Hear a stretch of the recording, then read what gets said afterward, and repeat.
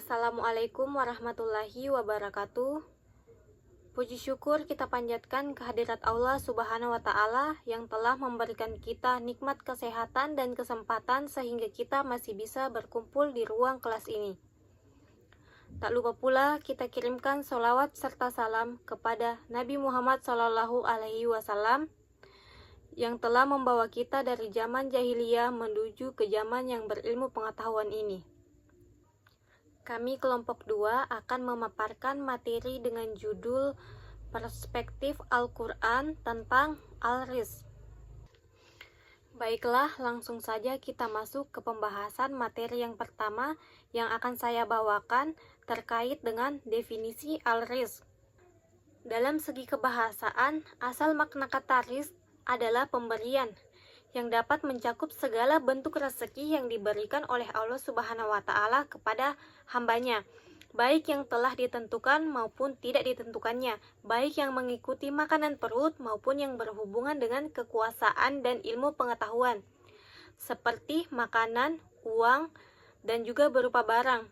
Tidak hanya itu, pemberian yang dimaksud di sini juga dapat mencakup kesehatan, kebahagiaan, pengetahuan, dan kesempatan. Materi yang kedua yaitu mengenai sumber-sumber Al-Rizq dalam Al-Quran. Sumber yang pertama itu pada Quran Surah Fatir ayat 3, yang artinya, wahai manusia, ingatlah akan nikmat Allah kepadamu. Adakah pencipta selain Allah yang dapat memberikan rezeki kepadamu dari langit dan bumi? Tidak ada Tuhan selain Dia, maka mengapa kamu berpaling dari ketauhidan? Baik, sumber yang kedua yaitu pada Quran Surah Hud ayat 6, yang artinya, dan tidak satupun makhluk bergerak yang bernyawa di bumi melainkan semuanya dijamin Allah rezekinya. Dia mengetahui tempat kediamannya dan tempat penyimpanannya. Semua tertulis dalam kitab yang nyata. Sumber yang ketiga yaitu pada Quran Surah Al-Baqarah ayat 254, yang artinya, wahai orang-orang yang beriman, infakkanlah sebagian dari rezeki yang telah kami berikan kepadamu sebelum datang hari ketika tidak ada lagi jual beli, tidak ada lagi persahabatan, dan tidak ada lagi syafaat. Orang-orang kafir itulah yang zalim. Nah, materi yang ketiga yaitu pembagian Al-Rizq. Al-Rizq di sini terbagi menjadi dua. Yang pertama yaitu Al-Rizq Al-Maddi dan yang kedua yaitu Al-Rizq Maknawi. Al-Rizq Al-Maddi di sini biasa juga disebut dengan rezeki material, yaitu rezeki yang Allah berikan kepada hambanya yang bersifat materi atau yang bersifat fisik, yang bisa dirasakan langsung. Ini termasuk segala bentuk kebutuhan yang ada di dunia berupa makanan, minuman, pakaian, tempat tinggal, uang, dan juga barang-barang. Nah, yang kedua yaitu Al-Rizq Maknawi atau rezeki spiritual, yaitu rezeki yang non-material atau yang bersifat spiritual dalam agama Islam, yang tidak dapat dirasakan secara fisik, tetapi sangat berpengaruh dalam kehidupan kita sebagai umat muslim.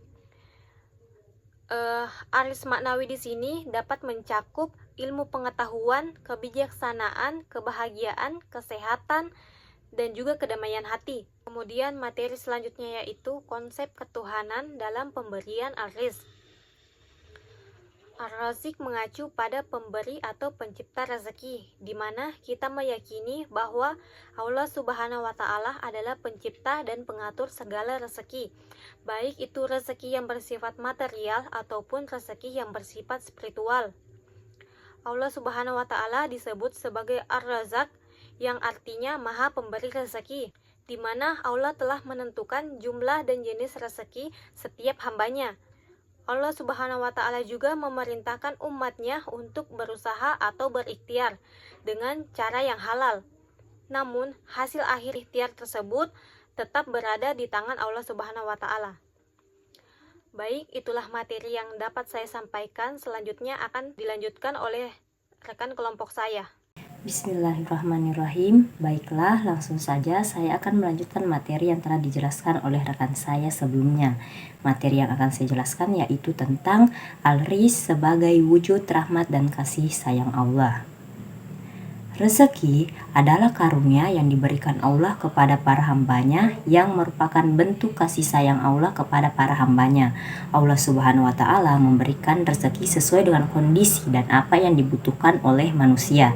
Sebab Allah Subhanahu wa Ta'ala yang paling mengetahui apa yang sesuai dengan kebutuhan hambanya.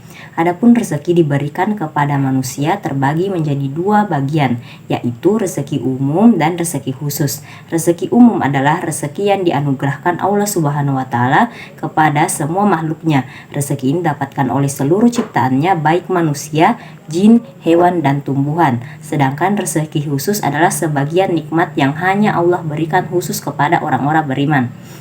Rezeki merupakan ujian kualitas keimanan seorang hamba. Manusia wajib meyakini bahwa rezeki yang Allah anugerahkan adalah sarana untuk mendekatkan diri kepadanya. Syekhul Islam Taqiyuddin pernah menuturkan, sesungguhnya Allah Ta'ala menciptakan makhluknya hanyalah untuk beribadah kepadanya, dan Dia menciptakan rezeki untuk mereka hanyalah untuk memudahkan mereka beribadah kepadanya.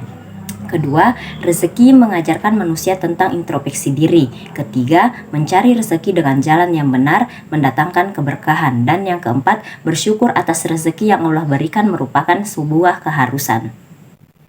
Baik, poin selanjutnya yaitu tentang hubungan antara usaha dan al-rizq. Faktanya, usaha bukanlah sebab untuk memperoleh rezeki. Hal itu karena sebab itu menghasilkan musabab secara pasti. Musabab tidak dihasilkan kecuali dari sebabnya. Pisau adalah sebab terpotong dan pisaulah yang memotong. Api adalah sebab terbakar dan apilah yang membakar. Yang maha pemberi rezeki adalah Allah Subhanahu wa Ta'ala. Ini termasuk akidah. Adapun usaha adalah bagian dari hukum syariah. Jika kita berusaha, kita mendapatkan rezeki yang telah ditetapkan untuk kita, selain mendapatkan pahala atas usaha kita dalam mencari rezeki. Jika kita tidak berusaha, maka kita pun tetap mendapatkan rezeki Allah. Hanya saja kita tidak melakukan aturan yang telah ditentukan dari Allah Subhanahu wa Ta'ala. Kemudian poin terakhir, apa sih yang menjadi tantangan dan hambatan dalam mendapatkan al-rizq? Pertama, penghalang datangnya rezeki. Faktor internal. Pertama, tidak bertakwa, durhaka kepada orang tua, kurang bertawakal, bermalas-malasan, tidak amanah, suka bermaksiat, dan meninggalkan sholat subuh dan tidur di pagi hari. Ternyata selain faktor internal juga ada faktor eksternal tentang penghalang rezeki, yaitu pendidikan. Ketika seseorang tidak memiliki pendidikan yang baik, itu bisa menyebabkan ketimpangan. Kemudian kondisi ekonomi. Ketidaksetaraan ekonomi terjadi ketika pembangunan ekonomi tidak merata. Beberapa wilayah mungkin lebih maju daripada yang lain, dan ini bisa menyebabkan perbedaan pendapat. Ketiga, letak geografis. Lokasi geografis seperti pulau-pulau di Indonesia dapat mempengaruhi ketimpangan, sehingga beberapa pulau atau daerah mengalami keterlambatan perkembangan yang menyebabkan. Assalamualaikum warahmatullahi wabarakatuh. Saya Muhammad Saki Maulana dari kelompok 2 ingin melanjutkan materi dari kelompok saya. Materi yang saya akan bahas adalah judulnya implementasi al-rizq terhadap kehidupan ekonomi umat. Yang pertama, pengaruh pemahaman al-rizq terhadap etika kerja muslim. Islam menetapkan bekerja sebagai ibadah untuk mencari rezeki dari Allah guna menutupi kebutuhan hidupnya. Bekerja untuk mendapatkan rezeki yang halal thayyiban termasuk ke dalam jihad di jalan Allah yang nilainya sejajar dan melaksanakan rukun Islam.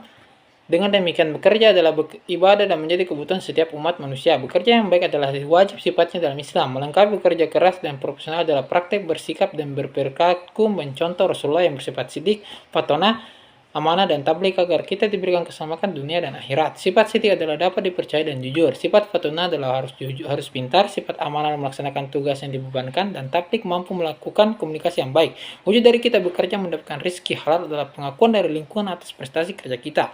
Sesungguhnya Allah suka kepada hamba yang bekerja dan terampil dan siapa yang bersusah payah mencari nafkah untuk keluarga, maka dia serupa dengan seorang mujihad di jalan Allah SWT. Hadis riwayat Ahmad. Ada 4 prinsip etos kerja diajarkan Rasulullah. Yang pertama, bekerja secara halal. Yang kedua, kita bekerja demi menjaga diri supaya tidak menjadi beban hidup orang lain. Maknanya adalah kita dilarang untuk bersifat selalu meminta imbalan di luar kemampuan tempat kita bekerja. Yang ketiga, bekerja yang mencukupi kebutuhan keluarga. Kita harus mengatur rezeki yang diperoleh dari hasil dari memerat keringat untuk mencuri kebutuhan hidup. Yang terakhir adalah bekerja untuk meringankan hidup tetangga. Artinya kita setelah memperoleh rezeki tidak boleh egois dan harus peduli untuk meringankan kesulitan ekonomi tetangga kita. Materi selanjutnya adalah hubungan al-rizq dengan kesejahteraan dan kemakmuran umat. Hubungan antara aris dengan kesejahteraan atau kemakmuran umat, di mana rezeki dari seorang dapat dilihat dari beberapa kesejahteraan mereka dalam kehidupannya. Tentunya kesejahteraan itu tidak didapatkan begitu saja, tentu ada usaha serta rasa syukur yang selalu dipanjatkan. Tiap individu memiliki tingkat rasa syukurnya masing-masing serta rasa cukupnya akan suatu hal. Rezeki yang didapatkan tiap orang apabila mereka mampu mensyukurinya, maka akan tampak gambaran kesejahteraan dalam kehidupannya. Masalah rezeki adalah masalah yang begitu dekat dengan kehidupan manusia sehari-hari. Banyak orang memandang ini sebagai hal yang paling penting, khususnya berkaitan dengan perspektif manusia, yakni tentang kesejahteraan hidup sehari. Susah ataupun senang, hidup manusia tidak bisa terlepas dari masalah rezeki. Setiap manusia pasti mengharapkan dapat hidup bahagia dan sejahtera dengan apa yang dimilikinya, meskipun dalam kenyataannya tidak selalu demikian. Al-Quran dan hadis merupakan dua sumber utama hukum Islam yang dapat membimbing manusia dari segala kegalauan dan keresahan hidup yang mereka rasakan. Berdasarkan hal tersebut, dalam menghadapi berbagai persoalan hidup, manusia yang beriman kepadanya diwajibkan untuk mengacu pada Al-Quran dan hadis, termasuk dalam persoalan rezeki. Materi selanjutnya adalah penerapan konsep al-rizq dalam ekonomi syariah kontemporer. Al-rizq atau rezeki menurut Dawan Raharjo adalah sebuah konsep yang sangat penting dalam Al-Quran, melebihi konsep riba dan zakat. Sayangnya konsep rizq tidak mendapatkan perhatian yang serius dan pemikir-pemikir muslim baik yang klasik maupun kontemporer. Dengan merujuk Ibnu Khaldun, Dawan mengatakan konsep ini dibahas di dalam Mugandimah yang kemudian dihubungkan dengan konsep-konsep penghasilan, keuntungan, kebutuhan, dan penghidupan. Asy atau ma'is, hak milik, laba, dan akumulasi modal. Kesemuanya itu dikaitkan dengan peranan manusia sebagai khalifah Allah di muka bumi sebagai pengelola sumber-sumber alam. Perwujudan peranan manusia itu menurut Ibnu Khaldun menghasilkan suatu nilai tertentu, yaitu nilai yang ditimbulkan oleh hasil kerja. Ada yang menarik dari penafsiran yang diberikan Dawan berkaitannya dengan ayat-ayat rezeki. Dawan menuliskan bahwa Tuhan adalah sumber rezeki, tetapi rezeki itu tidak mungkin diperoleh tanpa kerja, dan bahwasanya seorang tidak bisa memperoleh rezeki selain apa yang telah ia usahakan, sebagaimana dalam Al-Quran Al-Nas ayat surah 53 ayat 39 berikut. Dan bahwasanya seorang manusia tidak ada memperoleh selain apa yang telah diusahakan pada ayat di atas, menerapkan konteks bahwa kerja itu ada kalanya pada prinsipnya dari diri seorang sendiri, tetapi juga bisa berasal dari orang lain, bahkan bisa pula merupakan hasil kerjasama yang erat sekali dalam suatu sistem. Dalam sistem perbudakan umpamanya, yang melakukan pekerjaan adalah kaum budak yang dikuasai dan dipaksa, sedangkan dalam sistem feodal, para petani yang melakukan pekerja untuk para pemilik tanah. Jadi hak setiap orang untuk memperoleh rezeki dari Allah itu sekaligus juga mengandung suatu tanggung jawab sosial. Rezeki yang diperoleh sesungguhnya belum dapat sepenuhnya disebut rezeki sepanjang belum dimanfaatkan buat kehidupan. Jika demikian, Islam sangat mendorong pemanfaatan harta buat kehidupannya lebih baik.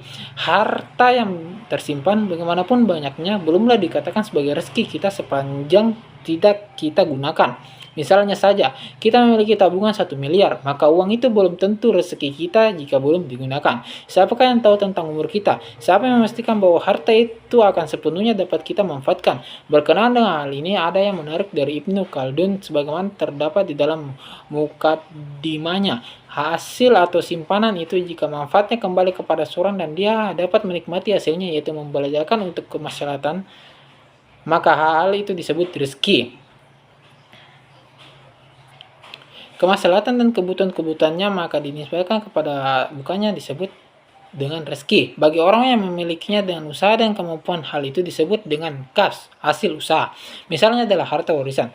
Harta ini dinisbahkan kepada orang-orang yang meninggal disebut dengan kas, hasil usaha, dan tidak disebut rezeki, karena orang tersebut tidak mendapatkan manfaatnya. Sedangkan kepada orang-orang yang mewarisi, apabila mereka dapat mengambil manfaatnya disebut dengan rezeki. Demikianlah hakikat dari yang dinamakan rezeki menurut Ahlul As-Sunnah. Sedangkan menurut Mu'tazilah, untuk dapat disebut rezeki didasarkan cara memilikinya adalah harus dengan sah. Apa yang tidak boleh dimiliki menurut mereka tidak disebut dengan rezeki. Dengan demikian mereka memandang barang-barang kas, haba atau rampasan dan semua yang haram tidak disebut rezeki.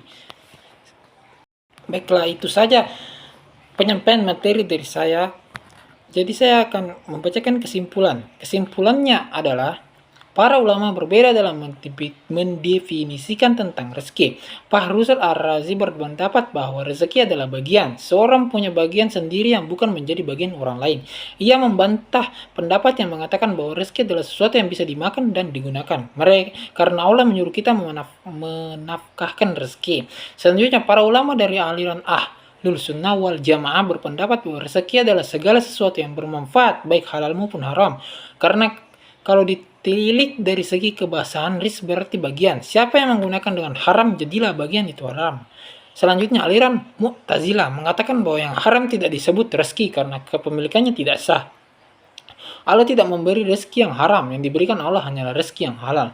Dari segi kebahasan, asal makna dari rezeki adalah pemberian, baik yang ditentukan maupun tidak, baik yang menyangkut makanan perut maupun yang berhubungan dengan kekuasaan dan ilmu pengetahuan. Makna ini digunakan di dalam Quran surah Al-Baqarah ayat 254. Di samping rezeki duniawi, ada juga yang rezeki ukhrawi yang terdapat dalam Quran surah Al-Imran ayat 169. Al-Raziz mengacu pada pemberi atau pencipta rezeki. Allah disebut Razik karena Allah pemberi atau pencipta rezeki, dan manusia disebut Razik karena ia yang menyampaikan rezeki.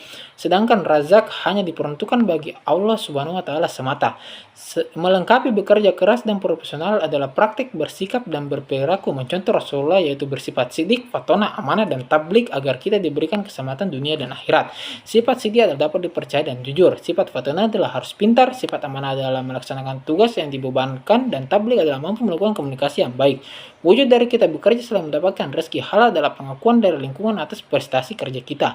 Sesungguhnya Allah suka kepada hamba yang bekerja dan terampil, dan siapa yang bersusah payah mencari nafkah untuk keluarga, maka dia serupa dengan seorang mujahid di jalan Allah Azza wa Jalla. Hadis riwayat Ahmad. Sekian dari kami. Saya tutup. Assalamualaikum warahmatullahi wabarakatuh.